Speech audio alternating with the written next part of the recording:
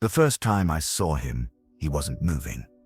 The sun had just started its slow descent behind the crumbling rooftops, scattering thin threads of gold over the cracked sidewalk. And there he lay, a small, shivering heap of fur that smelled of rain-soaked asphalt and despair. At first I thought he was a trash bag someone had abandoned, a careless lump of refuse that had no story. But then his eyes opened, dulled, clouded, but pleading. He didn't bark, he didn't even whimper, he just stared.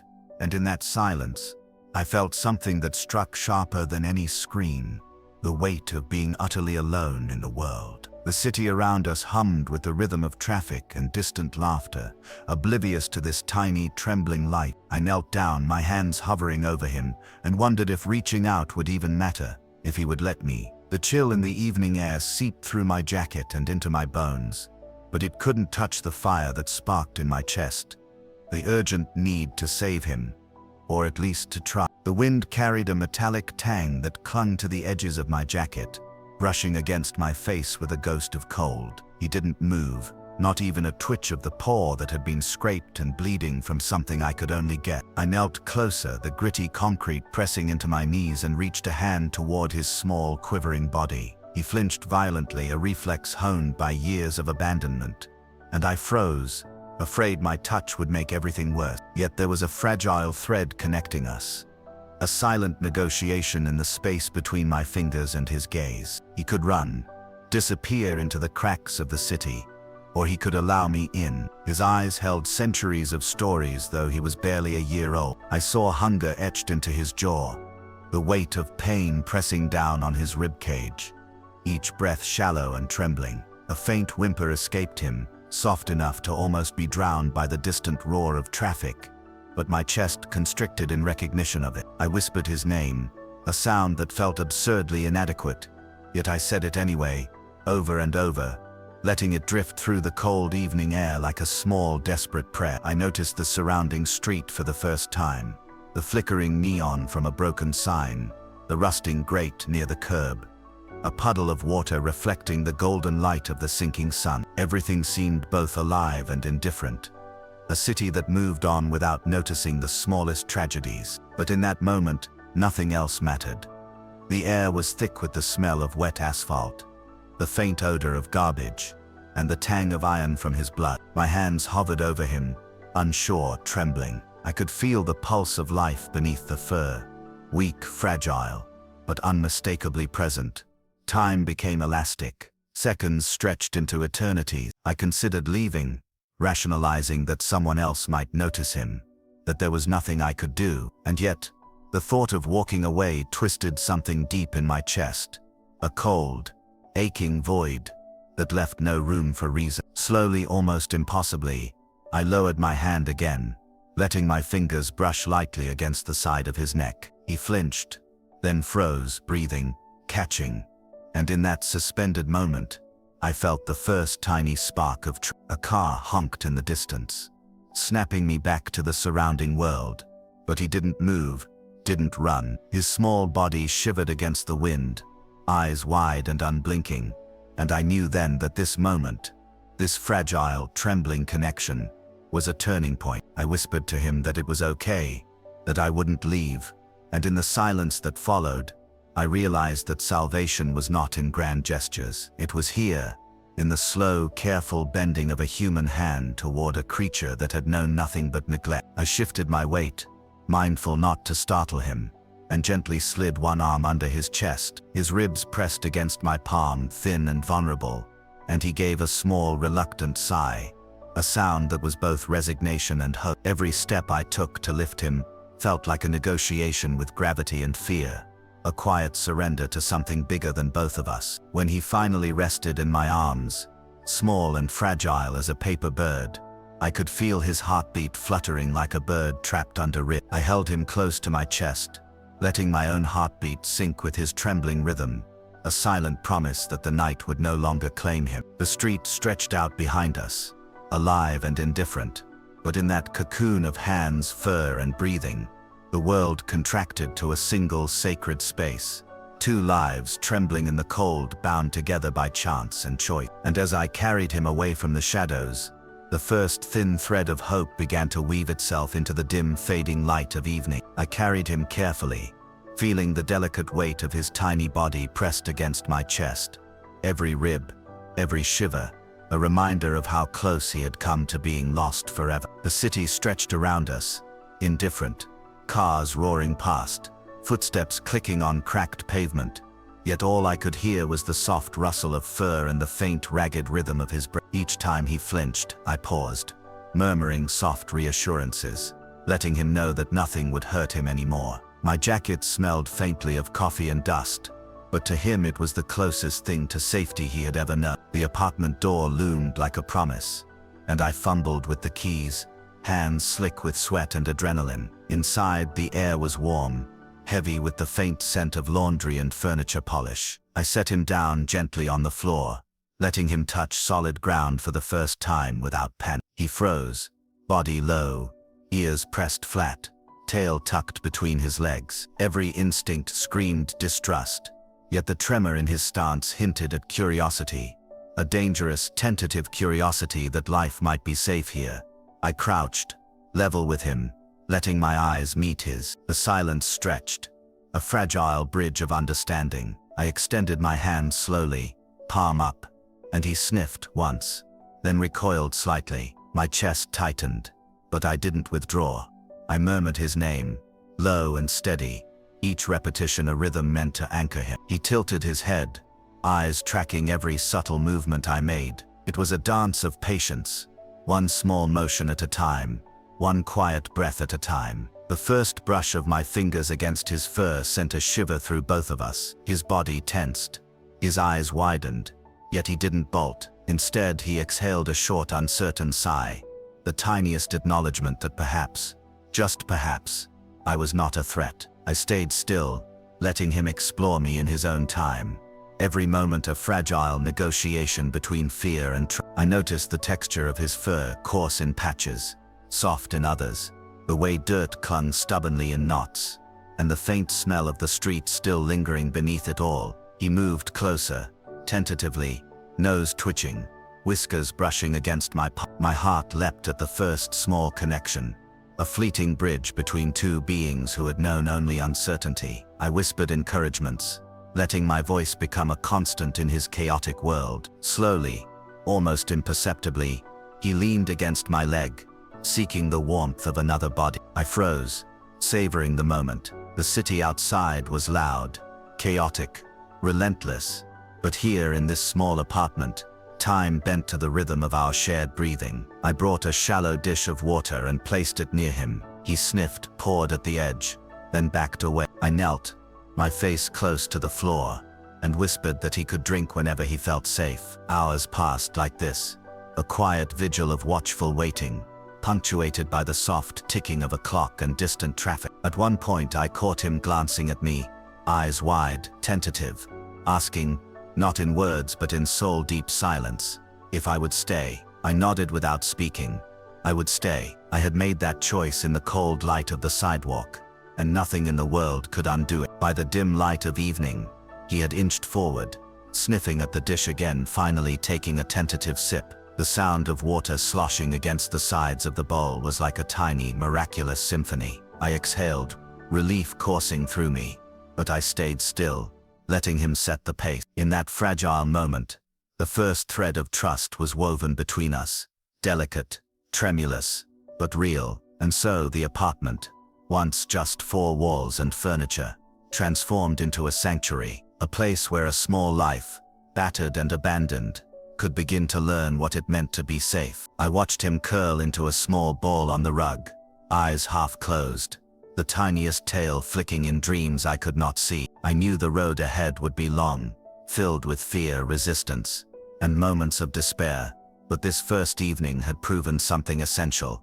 that even in the coldest shadows of neglect, life could find a flicker of hope, if only someone was willing to hold it gently in their hand. The next morning, the apartment was bathed in a soft, diffuse light, spilling through the blinds and cutting the room into gold and shadow. He stirred slowly, lifting his head with tentative curiosity, ears twitching at every sound, the hum of the refrigerator, the distant honk of a car, the rustle of my own movement. I sat quietly on the floor, cross-legged, letting him set the pace, letting him determine whether the world was safe enough to explore. His body was taut with weariness, muscles coiled like springs, ready to flee.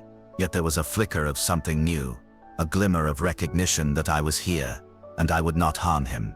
I reached out a hand, palm open and low, and he sniffed cautiously, then flinched, retreating a few inches. I froze, heart hammering, aware of the fragile line between trust and panic. I whispered softly, letting my voice become a steady rhythm, a bridge he could anchor himself to. Slowly, almost imperceptibly, he inched forward again, nose twitching, whiskers brushing against my fingers. Each contact, however fleeting, felt monumental, a handshake with hope, a tentative agreement that he could allow me closer, that perhaps the world could be kind. Bathing him was another trial, an intimate ballet of tension and patience. The water splashed against his coarse fur, dragging the grime and despair of the streets away, and every touch was met with flinches, low whines, and the flicker of eyes that darted toward escape. I held him gently, murmuring reassurances, letting my hands move slowly, deliberately aware that every movement carried the weight of trust being negotiated. His body was stiff at first,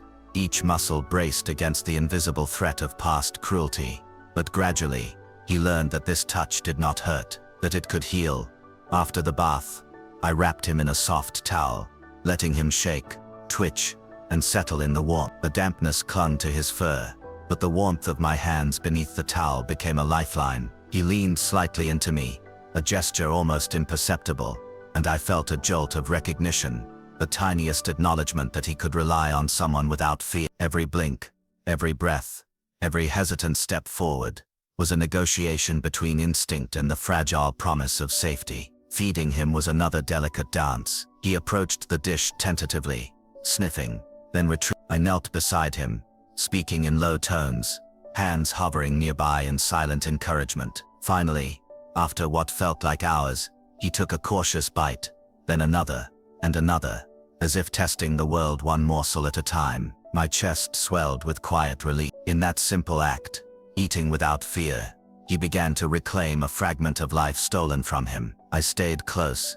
offering quiet companionship, letting him know that he didn't have to face the world alone. We spent the day in small gestures of trust. He allowed me to stroke the coarse ridges of his back, to gently scratch behind his ears, to brush through the tangles of matted fur. Each time, his body stiffened, then relaxed ever so slightly, and I mirrored that shift, letting my own breath slow to match his, letting my presence become a constant rhythm he could rely on. The city beyond the windows went on, oblivious to this quiet miracle unfolding on the floor of an unremarkable apartment. Yet inside, a bridge was forming between two beings who had both known loss. By evening he had begun to follow me from room to room, cautious but curious, sniffing at corners, investigating the apartment with tentative step. He had not yet offered a wag of the tail or a nuzzle, but the subtle shifts in posture, the small exhalations of tension, the way his gaze lingered on me for a heartbeat longer than necessary, these were victory. Trust, I realized, was not built in grand gestures or words, but in the accumulation of small, deliberate acts repeated with patience and consistency. As night fell, I watched him curl into a small ball on the rug, head resting lightly on his paws, muscles finally unclenching. I sat nearby, fingers brushing against the floor, a silent sentinel in the quiet of the apartment. I whispered again, a litany of soft reassurances, and he did not flinch. His breaths deepened, becoming steady and rhythmic, a fragile lullaby of trust being born. The first night of true connection had arrived, and though the road ahead remained long, winding and uncertain, one thing was clear. He had begun to understand that being held did not mean being trapped. And in that quiet, golden room, I began to understand something essential myself, that love, patience, and unwavering presence could reach where words and logic could not. That in the fragile space between fear and safety, trust could grow like a small flame in the darkest night, illuminating the path toward healing. Night fell like a velvet curtain over the apartment, stretching shadows across the walls and painting the room in muted gold and silver. He huddled in the corner, small and trembling, ears pressed flat against his skull, tail tucked so tightly it nearly disappeared. I stayed low, cross-legged on the floor, every muscle alert, every heartbeat a quiet drum in the silence. The city outside carried on, horns honking, tires screeching, footsteps passing by. Yet inside, time seemed to bend, slow to accommodate the fragile rhythm of two beings tethered together by circumstance. I watched him breathe, shallow and uneven, every rise and fall of his chest a reminder of how delicate life could be. I reached out, careful not to startle, and he flinched violently, pressing himself further into the shadow. My hand hovered above him, hesitant, afraid that any movement might undo the fragile trust we had begun to forge. I whispered low, barely more than a murmur, telling him he was safe, telling him he could stay, telling him he didn't have to be afraid anymore. Hours passed in a fragile, exhausting rhythm. He occasionally lifted his head, sniffed the air, then ducked it back down, trembling against the carpet. I sat silently, letting him acclimate, speaking in soft, steady tones that became a quiet pulse of reassurance. At one point he vomited quietly into the corner, and my stomach twisted, heart clenching in shared pain. I cleaned it up, careful not to scold, murmuring apologies, telling him that it was okay, that he was alive and that no one would ever leave him again. Every now and then, he inched closer, tentative nose nudging my sleeve, hesitant paw brushing against my hand. These moments were infinitesimal, barely noticeable, yet monumental in their significance. Each tiny gesture, a sniff, a glance, a breath drawn in my presence, was a step along a delicate bridge of trust, one I had to tread slowly and reverently. My own exhaustion deepened, but I couldn't tear myself away. The stakes were higher than sleep, higher than comfort. This was survival, not just his but ours together. The night grew dense, punctuated only by distant sirens and the hum of city life seeping through the walls. I whispered stories, mundane and improbable, anything to fill the space with my voice, to give him something consistent and human to anchor to. Sometimes he twitched in his sleep, chasing shadows of memory I could not see, letting out the tiniest whine, and I would stroke him, letting him know the nightmare had passed, at least for now. I became hyper-aware of every sound, the faint creak of the floorboards, the drip of water from the kitchen faucet, his subtle shifts on the rug. Each was a signal, a language I was learning to read. By the first hints of dawn, a fragile transformation began. He no longer pressed himself rigidly against the shadows. Instead, he stretched cautiously, rolling onto his side with a tentative exhalation, as if testing the limits of comfort and safety. I stayed still, letting him measure the world on his own terms, letting him decide that the presence of another life could be trusted. Slowly he inched forward, nose brushing my fingers, eyes wide and cautious but no longer clouded by sheer panic. I realized then that rescue was not about heroics or grand gestures. It was about endurance, about staying present through the small, quiet terror of a fragile life. It was about whispering assurances when the world outside was deafening, about letting someone or something see that being held did not mean being trapped. Night after night, I would sit by his side, fingers brushing the carpet, voice a constant lullaby, until the darkness no longer felt threatening, until he allowed himself the tiniest flicker of ease. The morning sun filtered through the blinds, spilling pale gold across his matted fur. He stretched fully, paws extending, eyes meeting mine, and for the first time there was a hint of calm curiosity in his gaze. Not trust yet, not full ease, but the faintest acknowledgement that the world could be kind. And in that fragile, glimmering moment, I understood that the long night had not been wasted. We had survived together. We had begun the slow, excruciating work of transformation, the delicate alchemy of fear turning into hope, one trembling heartbeat at a time. The days began to stretch longer, the mornings spilling light across the apartment like a gentle benediction. He stirred with more purpose now, lifting his head and ears at the faintest sound, sniffing the air, letting curiosity peek through layers of fear. He no longer flinched at every movement I made. Instead, he observed, weighing the world, weighing me, learning that not all hands brought pain. I watched him with a mixture of awe and relief, marveling at the resilience coiled in that tiny, trembling body. Our routines became quiet ritual. He would follow me as I moved from room to room, nose twitching, tail flicking just enough to betray a growing comfort. Each tentative exploration was a small victory, sniffing the rug, padding across the sunlit floor, nudging his head against my leg for the briefest contact. I mirrored his movements, letting my presence be steady and predictable, a constant he could count on. The first tentative wag of his tail was like sunlight breaking through storm clouds, fragile but undeniable. We ventured outside for the first time since the sidewalk. The city was loud, chaotic, overwhelming, yet he moved with a careful curiosity, pausing at every new scent, every shifting shadow. He flinched at a distant car horn, but then just as quickly, he lowered his head and sniffed the air again, emboldened by my steady presence. I could feel his heartbeat, quick and irregular, under the loose folds of his fur as I let him explore. Each paw step across the pavement felt monumental, reclaiming the world one tentative stride at a time. At home, feeding became a celebration. He no longer hesitated, nosing into the bowl with increasing confidence, tail wagging subtly, eyes bright. I spoke softly, praising the smallest victories, and he responded in kind. A cautious nuzzle, a tentative lick, a trusting glance. I marveled at how these tiny gestures, which would go unnoticed by anyone else, held the weight of triumph in our quiet universe. The apartment smelled faintly of soap, sun, and warm fur, a sanctuary built from patience and care. Evenings were the most intimate. He would curl next to me on the rug, paws draped over each other, breathing slowing into a steady rhythm. I would brush my fingers along his back, tracing the contours of his growing strength, feeling the softening of muscles that had been clenched with fear for far too long. The city beyond the windows continued its relentless pulse, but inside, the world was defined by warmth, presence, and the fragile tentative joy of trust being reborn. We discovered the subtle signs of his personality emerging. A playful tilt of the head, a cautious paw swat at a toy, the way he would bring his head close for a brief nuzzle before pulling back.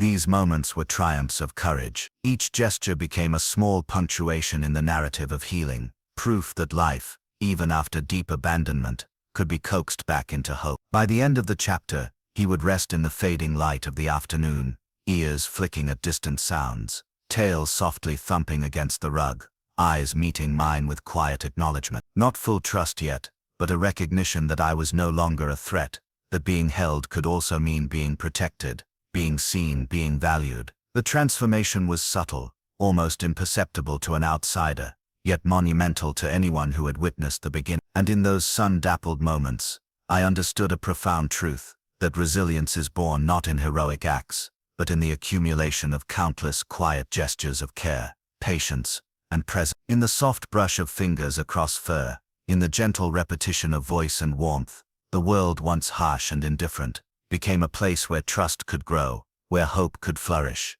and where even the smallest life could begin to reclaim its life. Weeks passed, and the transformation was remarkable yet quietly profound. The dog, once a trembling shadow on the sidewalk, moved through the apartment with a cautious confidence, ears perked, tail gently swaying, muscles no longer coiled with fear. His coat, once matted and dull, gleamed faintly in the morning sun, and his eyes, clouded and pleading before, now reflected curiosity, joy, and a growing sense of security. I watched him with an astonishment that was almost reverential, marveling at the resilience contained in that small, battered body. We began to venture further into the city together. Each outing was a careful dance between caution and curiosity. He sniffed every corner, examined every shadow, and paused to watch pigeons fluttering across the plaza, a gentle tilt of his head betraying wonder. Cars roared past, children shouted, and the world moved at its usual reckless pace, but he walked beside me, tentative yet unafraid, tethered to trust we had painstakingly built. The first time he ran freely across a park lawn, tongue lolling, tail high, I felt tears prick the corners of my eyes. This was triumph, not a flashy spectacle, but the quiet victory of life, reclaiming itself.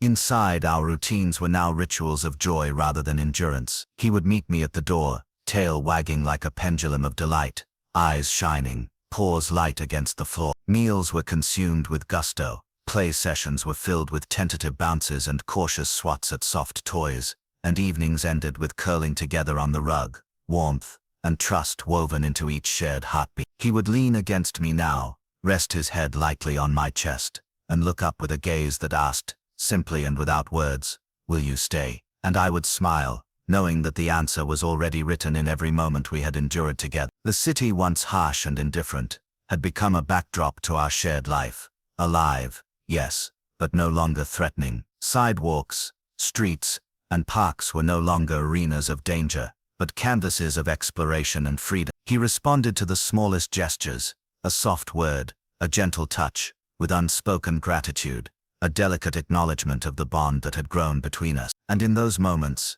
I realized that healing is never a single act.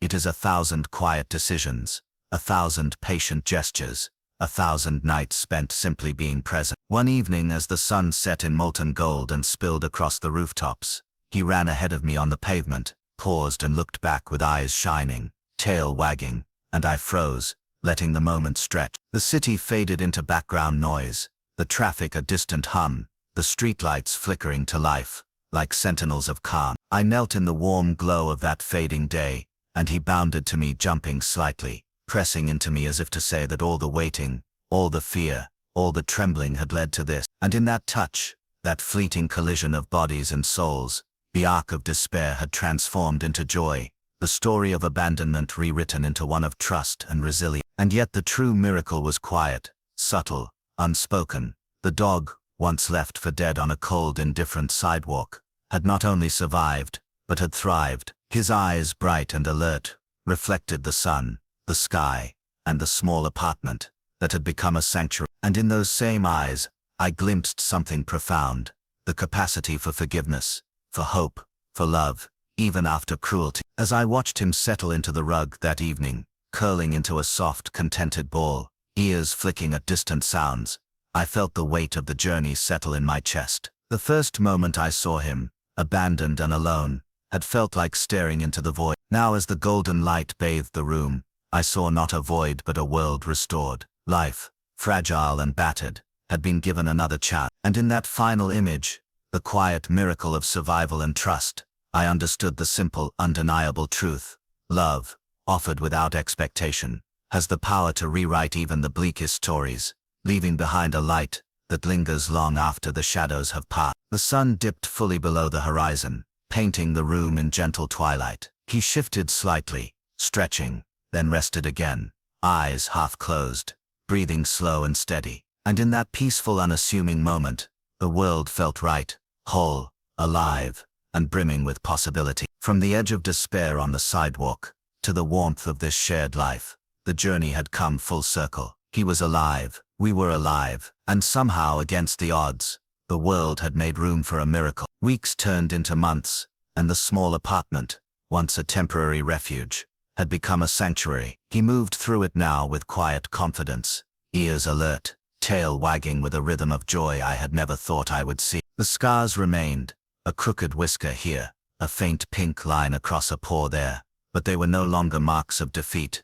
They were medals of survival, proof of a life that had refused to be broken. One afternoon we walked along the same streets where I had first found him, the sun warm on our backs, the city alive around us yet no longer threatening. He ran ahead briefly, then paused and looked back, eyes bright, tail high, as if asking, "Are you still here?" And I was. I knelt, arms open, and he bounded into me, pressing close, breathing steady, a small body now filled with strength, trust, and gratitude. I watched him pause to sniff a patch of grass, chase a leaf tumbling in the breeze, and I realized that the world, once so cold and indifferent, could now be filled with wonder through his eyes. And in that moment, the miracle was simple and undeniable.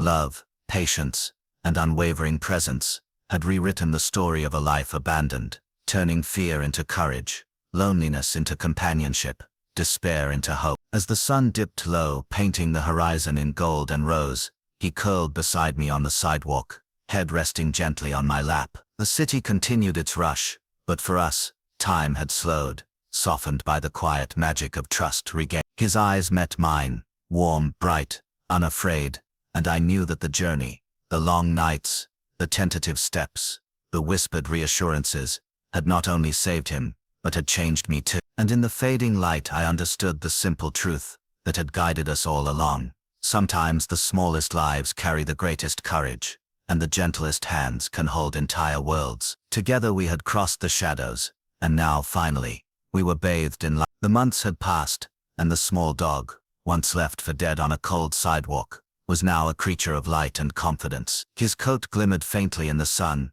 clean and soft, the matted patches gone, replaced by the sheen of health. His eyes, once clouded with fear and pain, now shone with a quiet intelligence, a spark of mischief, and the deep contentment of having survived. Every scar on his body told a story, not of suffering, but of resilience, of a life that had refused to be broken. We returned to the streets where I had first found him, not out of necessity, but out of a quiet triumph. The same cracked pavement and bustling traffic stretched around us, but he no longer cowered. He sniffed the corners, pranced along the edges, and paused to look back at me, tail high, ears perked, a silent declaration that he was no longer afraid. I watched him run across the park, tongue lolling, body loose and free, and a swell of emotion pressed into my chest. This was victory, not in spectacle, but in the quiet reclaiming of life. Inside, the apartment was no longer a refuge from danger. It was a home, filled with warmth, light, and the subtle rhythm of shared life. He curled beside me on the rug, head resting lightly against my knee, chest rising and falling in steady, even breaths. Outside, the city roared, indifferent and chaotic, but here, in the glow of the fading sun, all was calm. He looked up at me, eyes meeting mine with unspoken gratitude and trust. I reached down, letting my hand rest on his back, feeling the steady pulse of life beneath my fingers, and in that moment I understood something profound. The miracle was not in saving him, not in healing every scar, but in the quiet accumulation of trust, patience, and unwavering presence. Life had given him another chance, and he had embraced it, fragile, yet unbreakable. As the sun dipped below the horizon, spilling molten gold across the skyline, he shifted slightly, stretching and curling back into a peaceful ball. The shadows of the past, the cold sidewalk, the fear, the abandonment, had fallen away. What remained was warmth, safety, and a bond forged in the deepest fear and the gentlest care. He breathed softly, eyes half closed, trusting. And I knew with a certainty that filled the room like sunlight, that from the edge of despair, a life could bloom again. That even in a world so vast and indifferent, love, patient, steady, and unwavering, could carve out a place for hope. And as I watched him rest, I felt the weight of our journey settle into quiet triumph. Together we had crossed the darkness, and together we had found the light.